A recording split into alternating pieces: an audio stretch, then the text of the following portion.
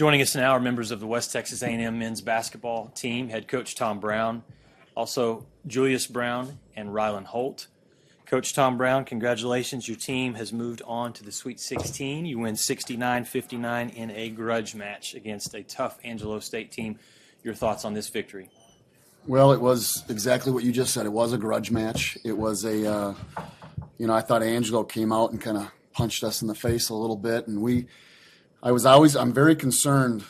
Their defense is so good. I think Angelo's defense is so good. If you go back to the last 3 games when they played Kingsville, they played us, and then they played Mesa, they had shot clock violations right away to start the games, all 3 of those games, and then they kind of did it to us today.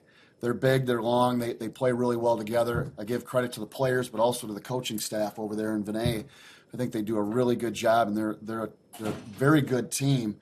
And when you play somebody I think that was our 4th time playing, it's tough. We know them, they know us, and they took away some things that we like to usually get against other teams. But they played so hard. They lost a very good player in Godwin, and so sometimes the other players rally, and I thought they did that. I thought they really rallied, and I feel bad for that young man. But I think it was a great win for us. I mean, anytime you can make it to a Sweet 16, you got to beat some really good teams, and we did that tonight.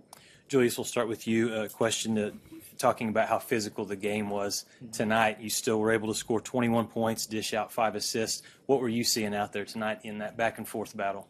We already knew it was going to be a grudge match, like you said, so we were kind of prepared for it, going in. They're going to be very physical every possession. They're not going to let up. They're going to keep coming at you until you give up. But I think I'm proud of our guys, and everybody kept going, and we stuck together, and we were able to pull it out today.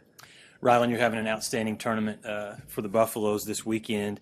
It was a slow start offensively for the team. You come off the bench and, you provide that defense that we're used to seeing, but you were on fire shooting the basketball. Talk about your game tonight. Thank you. Yeah, no, I think like I said yesterday, it's pretty easy doing what I got to do when I have the guys around me that I do. Coming in, giving that spark, knocking down a couple threes, that's what I do. So being around these guys, it's easy to do my role. Transferring to WT this season, you told me earlier in the year that you wanted to be a part of something special, championship runs. Is this what you're getting? Absolutely, yeah. You see the track record of Coach Brown and WT. So, I was confident that this was going to be the type of year that we were going to have, especially with the dudes in the locker room. And, just playing and doing what we can to extend our season. That's what we're trying to do. Sorry, guys.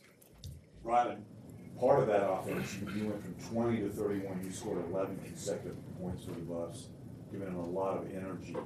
I don't know if you realized at the time, but did you specifically try to pick them up? No, I didn't even realize that, to be honest. But I was just doing what I can to win. That's what I'm going to do for the rest of the tournament. Did you think that was a big spark for the team, Julius? Oh, yeah, definitely. If Ryland's knocking down shots, I think we're hard to beat. Because that brings out the bigs, open up the floor for me to drive, Larry to drive, Damian to drive. It just brings something different to the table. Tom, his season high coming in, Ryland's was 12. Gets you 23 and 7 boards. Can you talk on his performance?